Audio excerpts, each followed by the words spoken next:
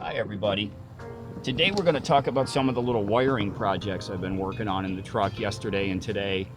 And if you looked at my Instagram this morning, you saw that my daughter came over and helped and what that kind of resulted in. Thanks for coming to watch the video.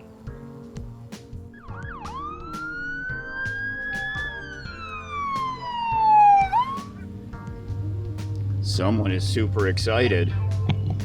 We're taking a ride around the corner to where I used to live and going to see Lefty's friend up at the end of the street. It's a young lady named Brenda who has a beautiful little pit bull, and Lefty and him were buddies as that boy was growing up. And she just coincidentally texted me yesterday and said, "Hey, how you been?" And I said, "Well, I'm right around the corner. I'm coming to see you guys." So we're headed over there for a morning romp session. Lefty, you want to go see Apollo? Oh, you do? You want to go see Apollo? Okay. Apollo is the puppy's name. I call him a puppy. He's full grown now.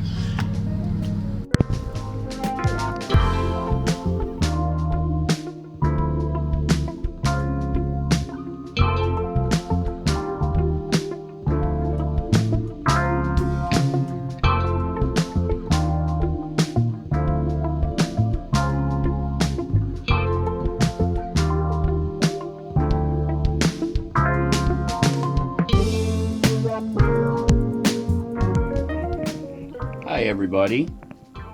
So I came out to do a couple of improvements to the microwave shelf.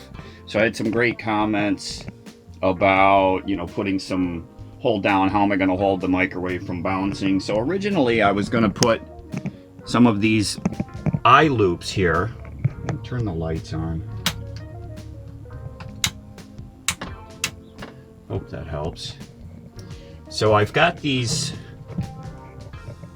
loops that I've had. So I was going to put these on the back wall and then allow a strap to come out and around the microwave and kind of cinch it back there. But then I got to thinking about it, because the microwave is not going to be, against the wall. I wouldn't want to be pulling it against the wall like that. So I thought I'll put these on the shelf underneath, and then I can run a strap up and over and snug it down. I'm also putting this front, I had a piece left over from that 4-foot strip that I used for the supports. So I took this yesterday and sanded it and stained it and got a couple holes drilled in it. So I'm gonna tack this down right here, and that's just gonna provide some insurance so the microwave can't come sliding forward off the shelf. So obviously when it's time to travel, a strap will go on up and over, which will cinch it down. And I think that's going to be the best bet for holding it secure, kind of cinch it right to the shelf. So I'm just going to zip a couple screws into here, into this support bar here. And that should be it for this project. Then I'll put the microwave back up. And I have some straps and ratchet straps and bungee cords, all kinds of different things that I can use to put up and over the microwave itself. I'll probably use a ratchet strap, would be the best bet. All right, everybody.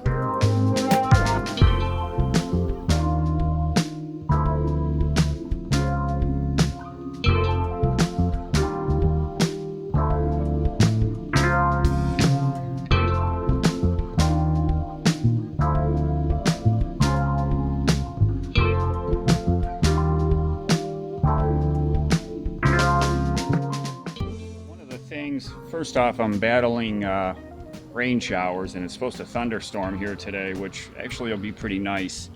This humid weather front, hot humid weather front, is going to break today, so we're actually going down into the 60s over the next handful of days.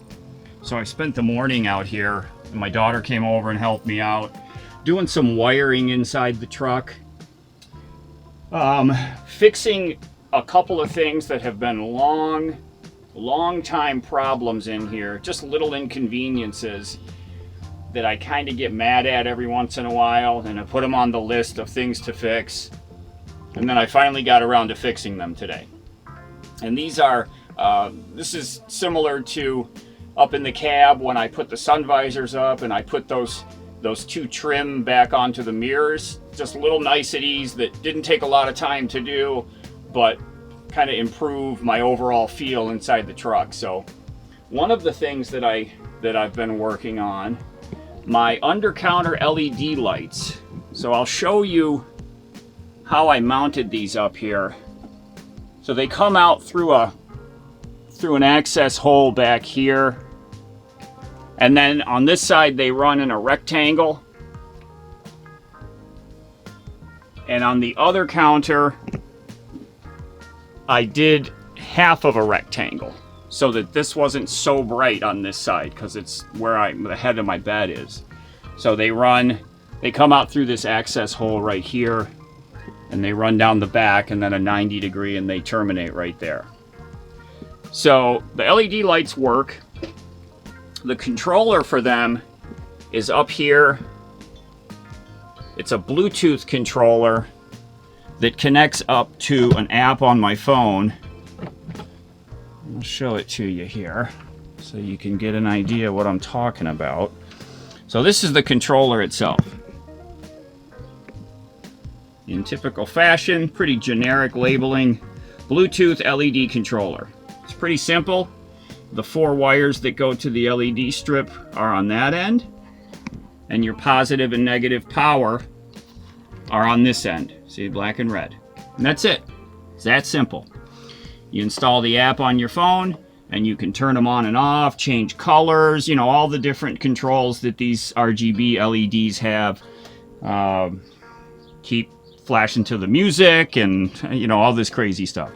So I basically use them on their white or bluish white setting. During the daytime, like if it's kind of gray out, I'll put them on 100%. Evening time, I lower them down to about 20%, which softens the light real good.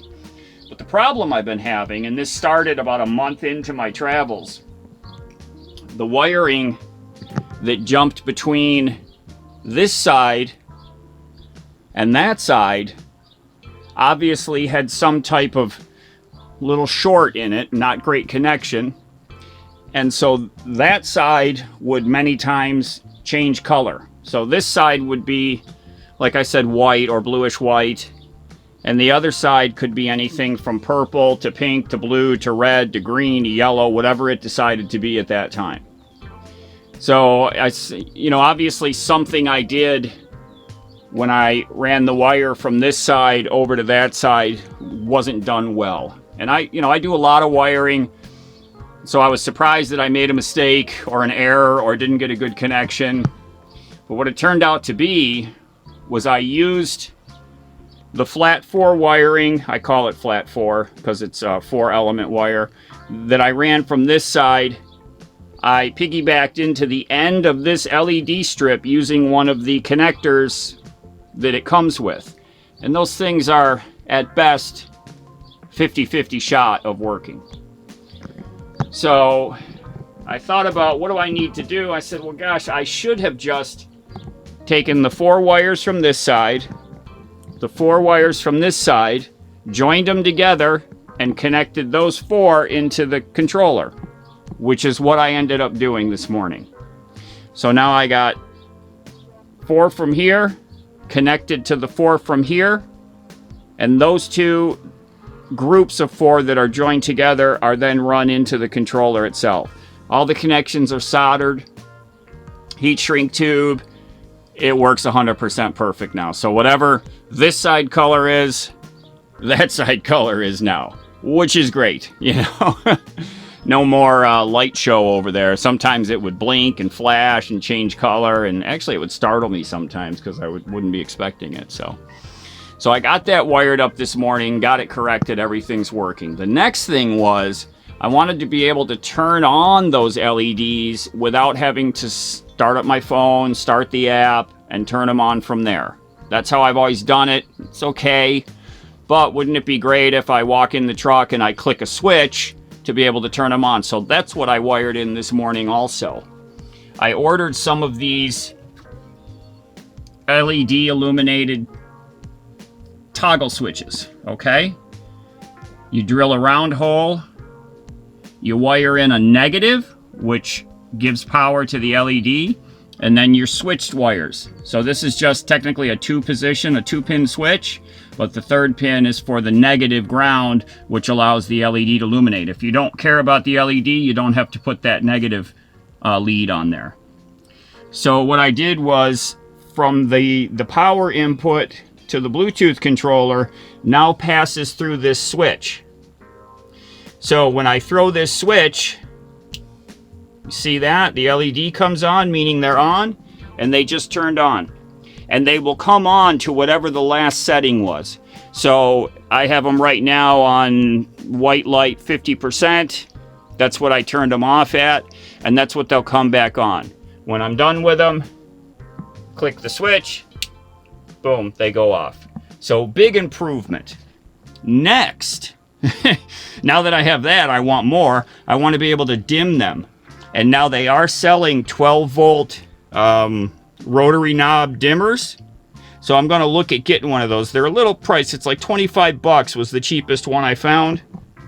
And I don't know that I'm ready to spend 25 bucks to get a dimmer. So obviously all it's doing is, from looking at the wiring diagram of them, it's just dimming the 12 volt supply.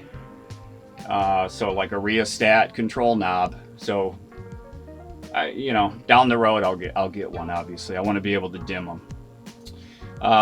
The other thing that I worked on this morning, and this is a convoluted description I'm going to have to give you, and I don't know, it's not going to make sense to a lot of people, but my inverter has a power save mode. So I use it in power save mode when I go to sleep at night. I put the TV on a sleep timer, so the TV goes off after 90 minutes.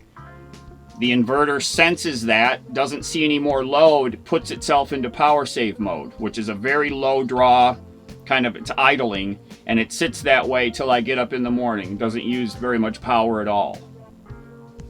I have an Android TV box. It's a Xiaomi Mi Box, which gives you Android TV. I really like that thing. It runs Kodi. We've got all my movies and TV show rips on there, plus YouTube and Amazon Prime and all that. That Mi Box uses enough power that it keeps the inverter from being able to go into power save mode. Even when it's on a sleep timer, really what it's doing when it goes into its sleep, it's just blanking the display, but it's still actually running. So it's still using power, and it's using enough power that the inverter won't go into the power save mode. So I haven't been able to use the Mi Box at night, fear of falling asleep with it still on and leaving the inverter powered up all night. So what I wanted to do, my TV has SmartCast, which is YouTube, and it's got all that stuff on it. So I can use the TV alone to watch some YouTube videos or whatever at night with the sleep timer, as long as the Mi Box isn't plugged in. That's the problem. So I've used it sometimes during the day, a rainy day, I'll come in and watch movies back to back all day, and then when it comes time to shut down for the night, I have to reach up there and unplug it so that it's not drawing power overnight.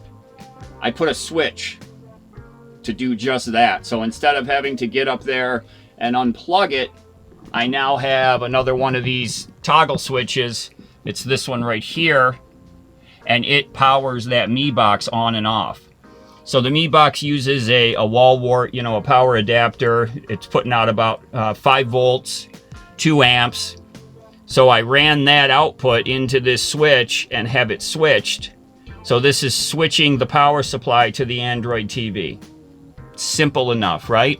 So I had to go through all that just so that I can use my Mi Box at night and just come over here and click that switch real easy when I'm done using it, so I don't have to unplug it. So just a little nicety, is a little thing that irked me for a long time, and I wanted to be able to use that Mi Box. These switches here, I bought I think it was an 8-pack for like $8 off Amazon. So far they work. The LED illumination, you can get them with whatever color LED that suits you best. I posted a picture to my Instagram just a little while ago. I do shrink wrap and on my wiring. So I have this kit here of different colored shrink wraps, and the picture I posted on Instagram is of this empty and all of the contents dumped all over the floor here. Because my daughter was here helping me, and it was sitting up here on the bed, and she accidentally somehow flipped it off into the floor, and we had to take 10 or 15 minutes and stack all those back up in the bin. But so she's famous now on Instagram for dumping my heat shrink all over the place. So what's next here? My shower came, so that's my pop-up shower tent. My new carpeting came for in here. This carpeting's going in the bin. I actually ordered 2 different ones. They're only $29. I'm gonna pick the one I like the best, and I can store the other one here up in the storage closet at Mom's house. And next year when I come back to replace the next carpet, I'll have one already waiting for me. Unless my daughter wants it for something, but she's already got good carpeting at her place. All right, well, thank you everybody for watching the video today. If you haven't subscribed, please do subscribe. If you like the video, give me a thumbs up. If you didn't, give me a thumbs down. Put some comments down below. I get great ideas, and I like having the back and forth with you guys in the comment section, so I appreciate that. If there's anything that you want to ask me about or talk to me about, my email address is in the description of every video. You can email me. It's thecampulancement@gmail.com. There's links below. I've got about 17 stickers left, so if you want to get a sticker, those will still be available for a little bit, and there's a link down below to get one of those. There's links below also to a lot of the products that I have installed in the truck, and I'll have links at the top of the description for like the pop-up shower tent, where I get my carpets, those little switches that I just showed you, the Mi box, because that thing is awesome if you like Android TV, the Bluetooth controller for the LEDs. All of those things will be in the description below. So thank you all again for watching. Everyone be safe and be great.